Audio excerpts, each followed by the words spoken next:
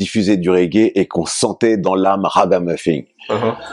C'est-à-dire des brouillards. Ragamuffin, ça veut dire des brouillards. Et on se sentait des brouillards. Et on aimait cette musique. Donc on était imprégnés.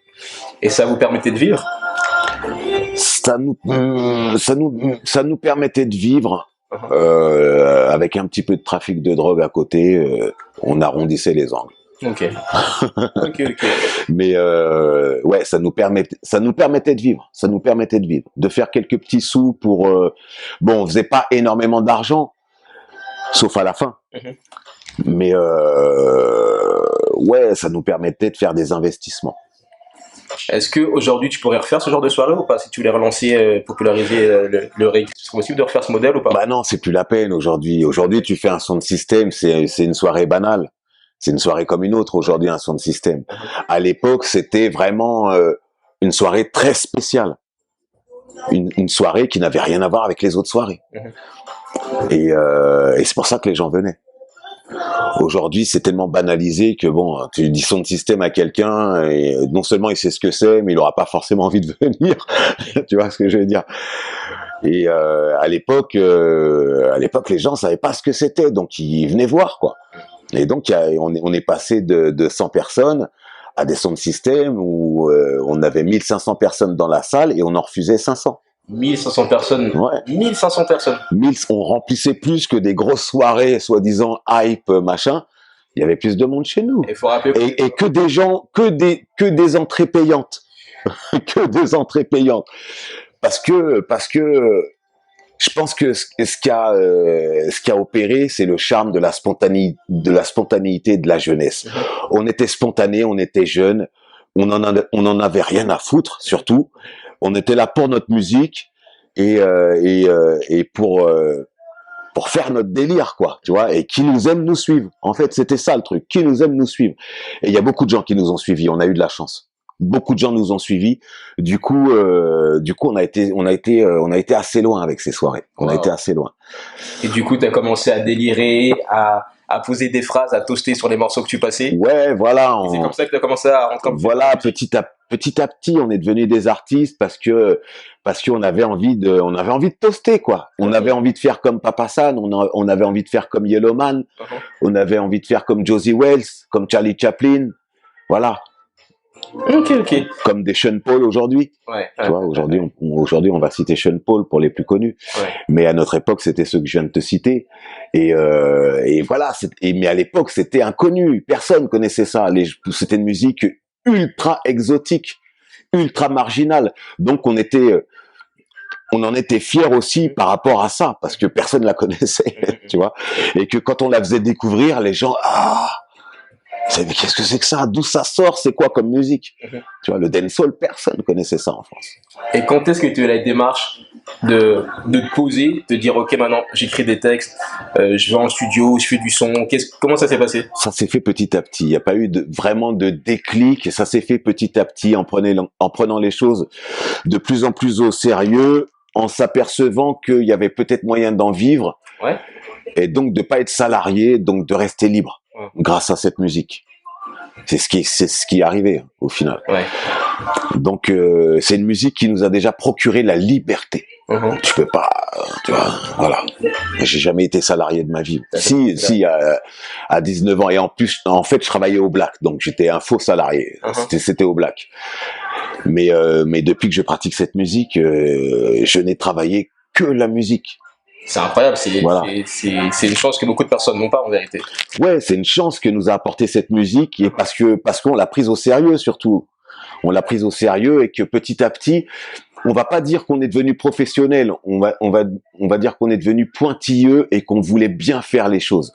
Et ça s'appelle être professionnel en fait. Qu'est-ce que tu entends par prendre cette musique au sérieux? L'aimer déjà. Ouais.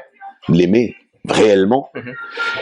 Et d'essayer de la faire bien, d'essayer d'être fidèle à ce qu'elle est et d'essayer d'y apporter quelque chose qui vient de toi pour la rendre un peu, parce que ton reggae doit être spécial. Tu dois pas faire le même reggae que tout le monde. Il doit y avoir quelque chose qui vient de toi dans ta musique et le reggae laisse la place à ça.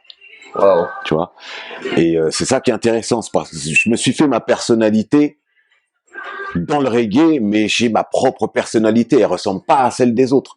Je suis pas un artiste reggae lambda. Tu vois, des nutty, il y en a qu'un. Mais comment parce que t'es parti quand même enregistrer ton premier album en Jamaïque. Ouais. Ça, c'est une autre histoire. Et t'as quand même réussi à rester toi, malgré tout l'environnement, l'enseignement, la musique est née. Alors non, moi j'étais égaré en Jamaïque. Hein. Moi, je suis arrivé en Jamaïque. Comment est-ce que tu t'es retrouvé à faire ton premier album en Jamaïque? On est au début des années 90. Alors, on revient sur les soirées. Ouais. Les soirées marchaient tellement qu'il y avait les gens des maisons de disques qui venaient dans les soirées. Ah, ok. Donc, à la fin, les soirées étaient fréquentées par Emmanuel de Burtel, Benjamin Chulvanich. Okay. Voilà, ces gens-là venaient dans les sons de système à cette époque-là. Donc, ils ont flairé le bon filon. Hein. Ils ont flairé le bon filon. Ils ont vu comment ça marchait. Ils se sont dit, il y a quelque chose à faire. Donc, moi, j'ai pas compris tout de suite. Emmanuel de Burtel est venu me voir pour me solliciter pour faire éventuellement une compile ou un album, je sais plus tôt. Il m'a laissé sa carte. J'en ai fait un filtre. Ah. Donc ça m'intéressait pas vraiment en fait. Ouais. En fait, je suis revenu dans leur giron par un autre biais. En fait, un autre gars est venu nous voir. On savait pas en fait que finalement il travaillait pour eux en fait. Un autre gars est venu nous voir et nous a intéressés au truc en nous proposant de faire les choses à notre guise. Donc moi mon premier truc déjà, c'est on fait du reggae. Si on fait du reggae, on le fait en Jamaïque, quoi. Il y a pas de. T'avais carte blanche. Voilà. C'est toi qui as décidé d'aller en Jamaïque. En fait, j'ai dit ça en fait pour essayer de les dissuader, au fait. Okay. J'étais pas sûr que ça passerait et je me suis dit, voilà. Non, je me suis dit, si ça passe pas, c'est que c'est pas avec eux que je dois faire le truc. Tu vois, parce que moi, mon premier album, il devait être fait en Jamaïque. Pourquoi? Parce que je pouvais pas faire autre chose que ce que j'écoutais à la maison. Je pouvais pas trahir ce que j'aimais. Donc, il fallait que je fasse une musique qui corresponde à ce que j'écoute à la maison. Et ça se faisait pas en France. Il y avait pas de gens assez forts à cette époque-là pour faire cette musique-là en France. Okay. Il y avait des gens qui bidouillaient un peu, mais c'était pas au niveau de ce qui se faisait en Jamaïque. Et de ce que j'écoutais donc à la maison. Donc, je voulais faire le truc là-bas. Je croyais que ça allait les refroidir un peu. Ils m'ont dit, il y a pas de problème. Chut. Je me suis retrouvé en Jamaïque à faire un album. J'y suis allé 2 fois. La première fois, on est resté 1 mois. Ouais. Et la deuxième fois, 15 jours.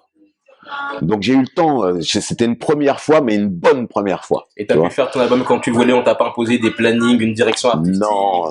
Je me suis retrouvé avec le gars là qui nous a sollicité, qui s'appelait Benny Malapa. Ouais. Je me suis retrouvé avec lui en Jamaïque à faire cet album, sans savoir réellement que c'était Virgin qui chapeautait le tout, parce que entre les deux, entre Benny et Virgin, il y avait encore un label qui s'appelait The Label. Ok. Qui est devenu ensuite mon label. Après, on s'est entendu pour faire un deal correct. Mais à cette époque-là, je savais pas qui c'était vraiment ces gens-là. Moi, je connaissais que le gars qui m'avait sollicité, qui lui avait un label qui s'appelait Label Noir, qui en fait était chez De Label, et De Label était chez Virgin. Tu vois. Donc en fait, et moi, 1 an avant, j'avais eu affaire à Emmanuel de Burtel dans la soirée, qui m'avait filé sa carte, et j'en avais fait un filtre avec, et qui était le patron de Virgin. Tu vois. Donc en fait, voilà. T'es retourné chez eux. Voilà, je suis retourné chez eux. Et donc j'ai fait ce premier album dont j'étais super fier, même s'il y avait quelques erreurs.